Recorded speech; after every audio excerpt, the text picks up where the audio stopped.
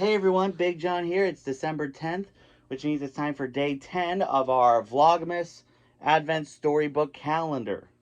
And so far, I am enjoying doing this, and I'm sure you all are enjoying this as well. So let's see what book we're going to read today. Let's see, December 10th.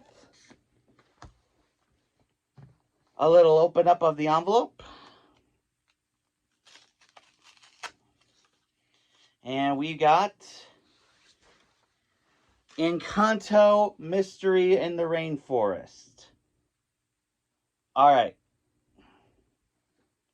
You know I've had my peeve about Encanto be, planning to be a part of Animal Kingdom. And this looks like a story about the kid who can communicate with animals. That is probably the only link that the movie has to Animal Kingdom. So, but anyway, shall we? Encanto Mystery in the Rainforest.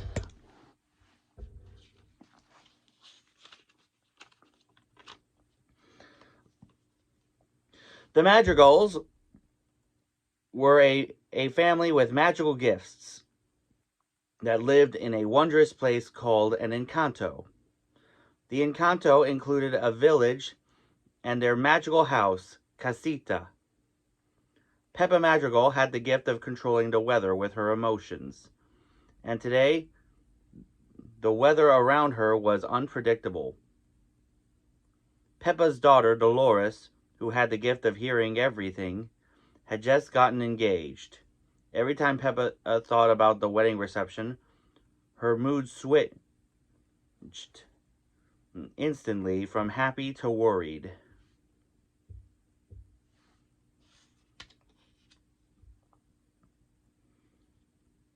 Mi amor, I know you're nervous about our daughter's big day, said her husband Felix, but everything will be perfect.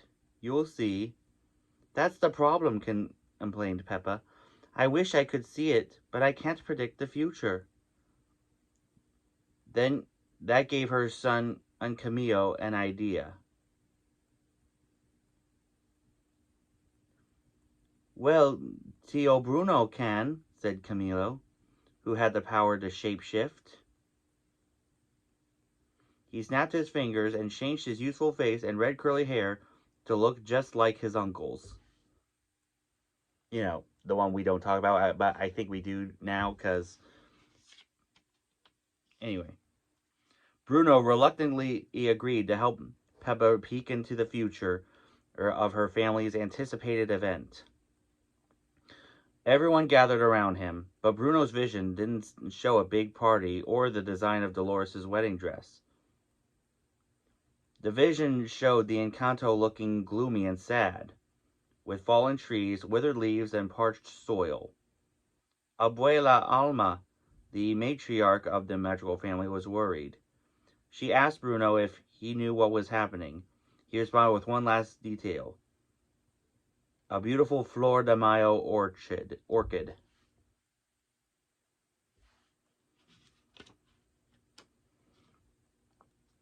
Abuela decided that they should go to the village. Maybe someone there knew what was happening.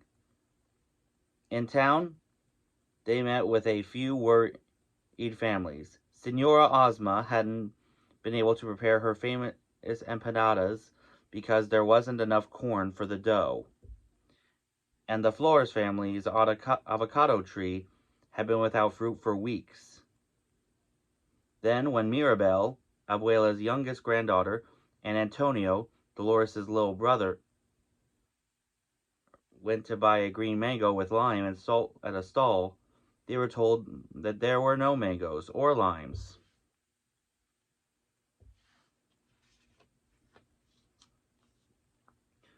Camilo and his friend were also disappointed when they couldn't get a refreshing coconut smoothie. What do you mean there are no plantains? Julieta, Mirabel's mama, asked Don Osvaldo, Orozco Ortiz, at the produce market. Back at Casita, Giulietta continued complaining to Isabella, her eldest daughter, and Mirabelle's older sister, who was desperately trying to replace the withered flowers on all the balconies.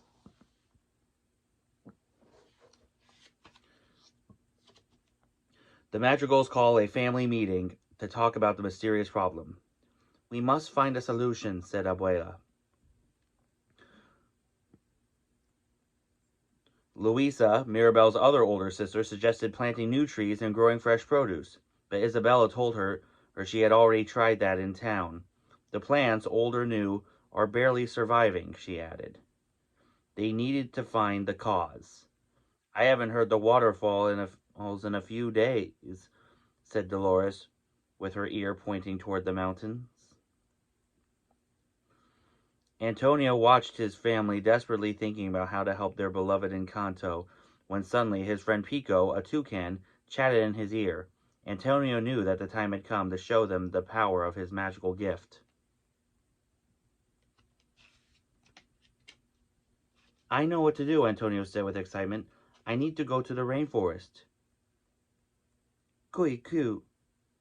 Going to the rainforest alone? Asked Abuela. Papito, I know you're very brave, but that's a big responsibility for a young man like you, she added. Everyone started talking about the baby of the family, wanting to solve this huge mystery on his own, until they heard a big roar. Mirabelle broke the awkward silence. Are we forgetting Antonio's magical gift? He won't do this alone. He has his animals, she said. Go, son. Make your family proud, Felix said, feeling hopeful, and everyone else agreed.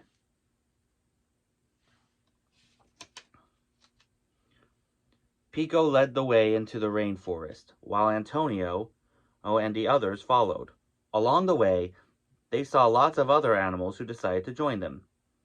It wasn't long before they arrived at the edge of a dry river.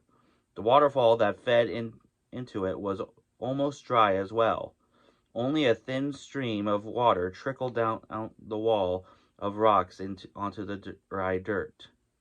Chispy, a chiguiro, I think it, caught Antonio's attention and gestured to a beautiful orchid. A hummingbird buzzed near Antonio and said, It's a flor de mayo, and it's still growing. There must be a reason. Antonio turned to Pico and the hummingbird. Can you fly up there and look around, then come and tell me what you see?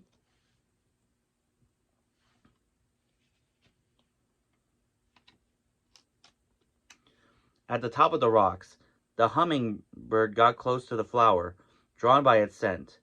The three birds were admiring the orchid's beauty when they finally saw it.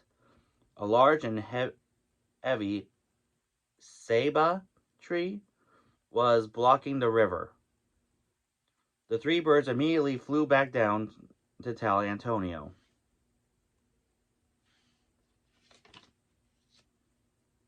Without wasting a second, Antonio used his magical gift to call more animals together. They came up with a plan to move the giant tree and unblock the waterfall. They worked as a team, moved the tree, and the water began to flow.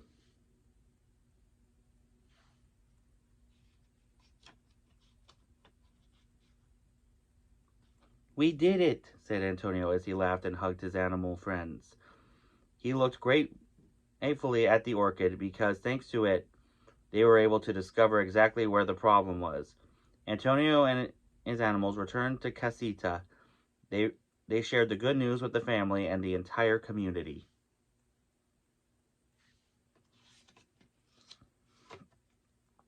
Great job, Antonio, everyone cheered. Now let's have a wedding, said Peppa. We're so proud of you, Mirabelle said. You helped our community with your magical gift, but also with courage and love, the gifts we all have within. That was a great story.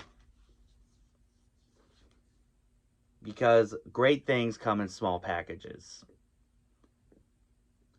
So let me know in the comments what your thoughts on the story was. And as always, if you have any questions on how to do Disney for people with disabilities, let me know in the comments. I'll make sure it gets into a future video. If you haven't subscribed here yet to the Big John Network, what in the Walt Disney World are you waiting for? And ding the bell for notifications so you never miss a second of the fun. And until next time, may the mouse be with you.